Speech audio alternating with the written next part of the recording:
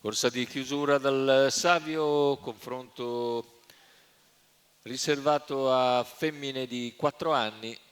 Ritirata Electra sono 7 Enia, Elena, Esbien MTT, El Salud, Elena Selfs in prima fila e l'Eclipse Adri, Elodie WWF in seconda. Favori netti per Elena Selfs, numero 5, Andrea Vitaliano.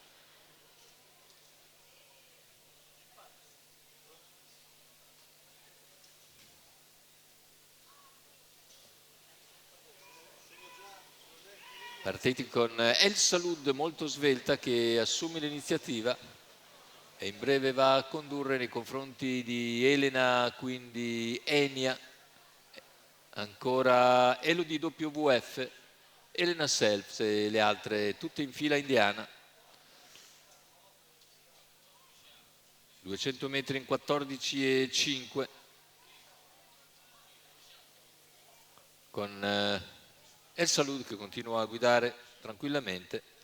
Seconda posizione per Elena, poi Enia, Elodie WWF, Elena Selfs in una situazione che non cambia nemmeno il completamento dei 400 in 29,6.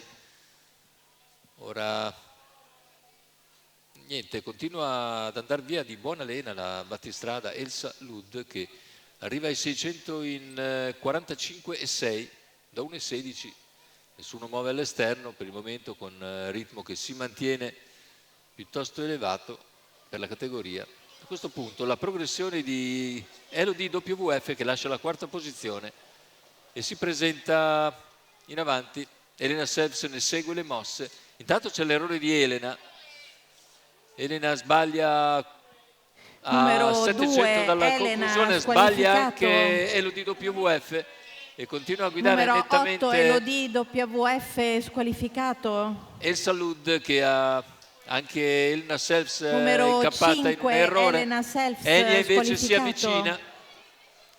El Salud sempre al comando a 400 dal palo, spara ancora un 14,7. Enia cerca di ridurre il gap con la battistrada e si avvicina a 250 dalla conclusione, quasi in scia El Salud che è un po' in difficoltà, deve essere sostenuta. Allora Enia sposta all'esterno, ci prova Enia nel finale. El Salud si difende ma Enia ha energie più fresche da mettere in campo e Enia passa per vincere sul traguardo sulla stessa El Salud. Al terzo finisce Eclipse Adri, 1,15,6 per Enia, che Sandro Miraglia porta un bel primo piano, corsa di rientro per Enia. Sandro Miraglia in sediolo per conto di Gaspare Tranchina.